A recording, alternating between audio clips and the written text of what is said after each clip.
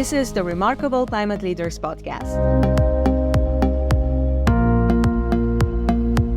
In every region, in every town of Europe, there is a climate leader paving the way for climate transition. You might not have heard of them yet. And what is a climate leader anyway? Let's meet one and find out.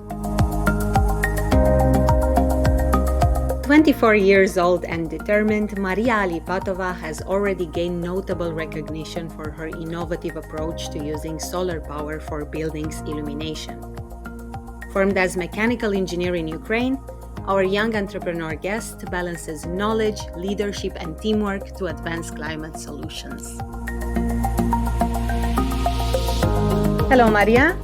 Hello, Sabina. We met you in a small town in the Austrian Alps, where you were joining other around 50 participants for the 2023 International Clean Energy Challenge that was organized in the framework of this remarkable project. Tell me, please, more about your presence in this event and the outcome.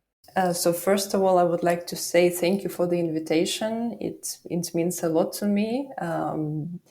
So I'm the founder of the startup. It's specialized on the green tech. And my colleague from Solar Heat Europe once shared with me a link to this International Clean Energy Challenge in a small city in Austria. And yes, one of the most valuable things I got during this event, it was networking, especially because I learned from others and I hope others could learn something from me. How crucial do you think networking is for young professionals in the climate action sector? Frankly speaking, climate action sector is very tiny, so you can easily meet the people you know from the one handshake rule. And once I was at the event, and one investor told me that a rule for every networking called 4-3-2-1, which means that at every event you need to speak with 4 people, 3 minutes at least. To 2 people, you need to find the way to help. So be open-minded and friendly. So be helpful for others, and settle one offline meeting at least with one of the 4 people. Settle an offline meeting. So this is the rule I'm doing at any networking event, at every conference. 4-3-2-1. I love it. It's the new rule of thumb. Yes, exactly. Tell me, please, about Solar Optic. So the idea of Solar Optic was born in 2021. Me and my supervisor in the university started to assemble a technology which can deliver the sunlight into the open spaces, for example, like the warehouses or factories. And we used the cables, special cables. They are transparent, they're heat resistant, and they can deliver the light on the long distances. So we assembled a very, very, very easy installation just to check our concept, and it worked. Then we proposed this concept to one of the hackathons in Germany. We were winners of the first place, which gave us some financial support to continue our project. Those money we invest to order materials, some parts of it, and assemble the bigger installation.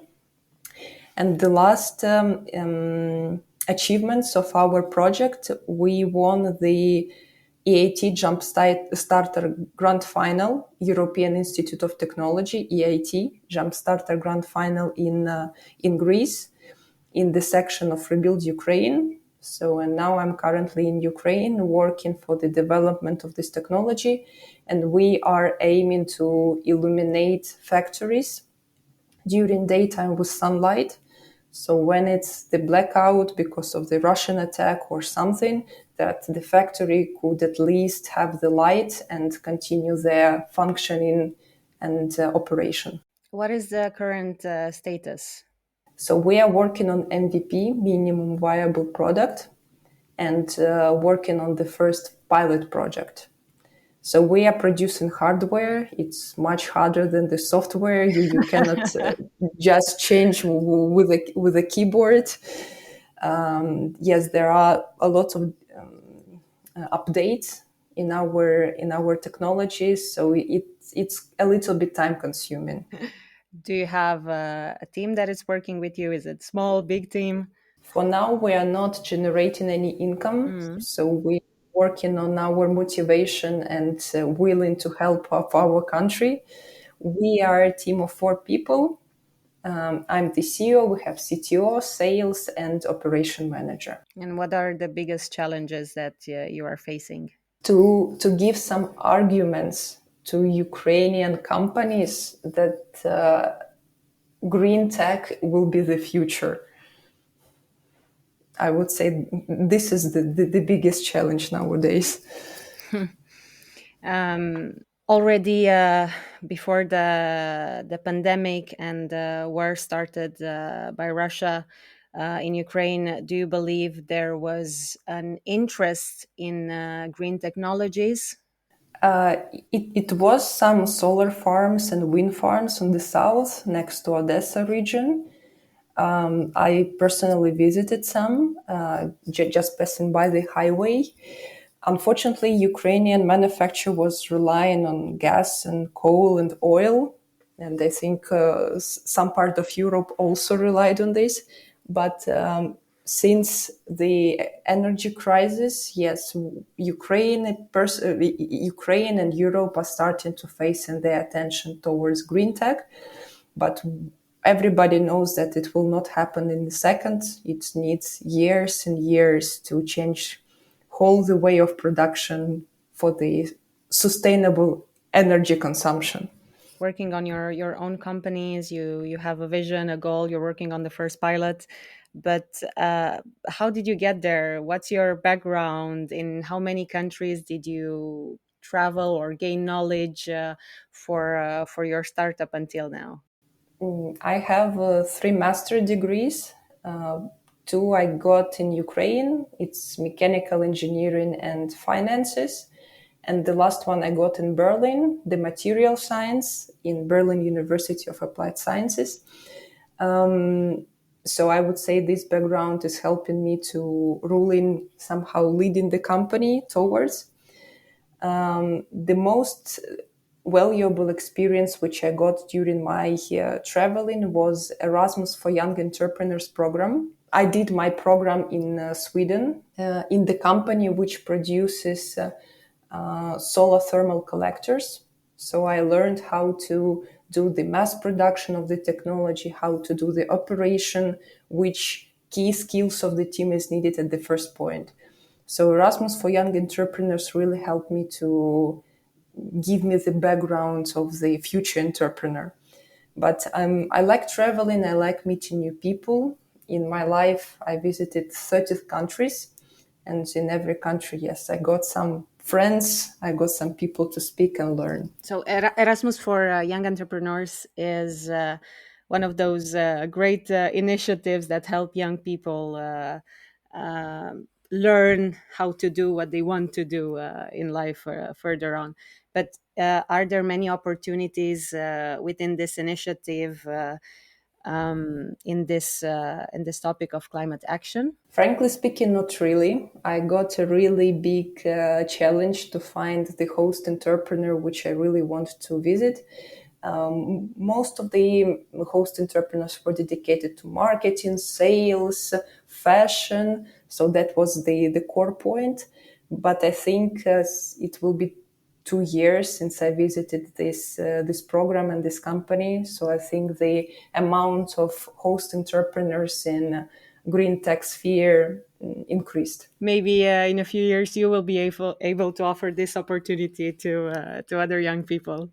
That's actually my goal, Sabina. Yes. Ah, yes, I love this. Yes. There are a lot of young people, very motivated. They have a goal. They would like to change the world, but sometimes they might not be taken seriously.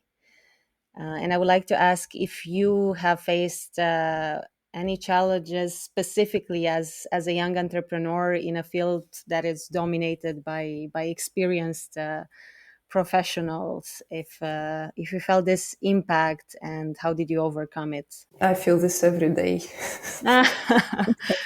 The question is how motivated you are to continue. If you are ready to upset, to pull down your arms and try something new, you can do it.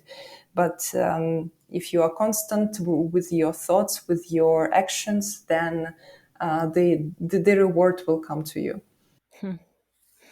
Do you have some advices for aspiring entrepreneurs, for young people that would like to start in the climate tech sector? So I would like to give an advice which no one gave to me when I started. First of all, is never to be afraid.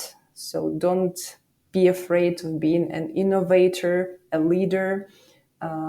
This experience maybe will be not so successful for you, but it will teach you how to lead, how to operate, and will makes you stronger in the future.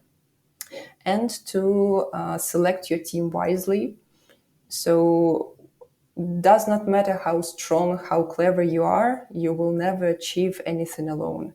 So start with a team, start with people you trust, and then you will achieve your goals. Did you ever feel like you are encountering barriers because you are a woman? No, I feel the vice versa. Okay. Nowadays, women entrepreneurship are supported more than the male entrepreneurship. And I see that there are a lot of opportunities which are open for women, especially.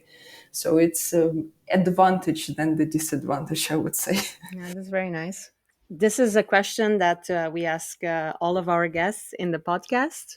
What does being a climate leader mean to you? For me, being a climate leader means to me to help my country to be independent from the resources which we were addicted for many years.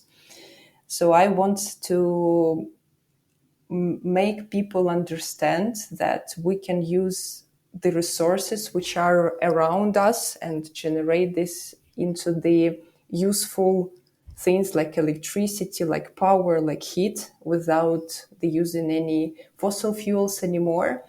And I'm doing this also for my further generations, for kids, grandkids, that they will live in the healthy planet and not thinking about the global warming and other things. Thanks. Thank you, Sabina. Being a young entrepreneur is an everyday challenge in itself, and entering the race to combat climate change does not ease the pressure. Fortunately, in Europe, there are various programs and initiatives that create opportunities for those inspired to learn and venture. Mariia was recognized as the New Entrepreneur of the Year in the 2023 Erasmus for Young Entrepreneurs Innovator Awards. She instructs us not to be afraid to take that leap of faith. A climate leader acts thinking about the future generations and will find new resources for energy independence. But they will never achieve their goals if they work alone. Be determined and constant, participate. And remember, 4, 3, 2, 1. You may learn something from every person you meet. Thank you, Mariia, for joining me, and to you all. What do you think a climate leader is? Who, where? Discover the stories of your region on climateleaders.eu and on your favorite podcast app.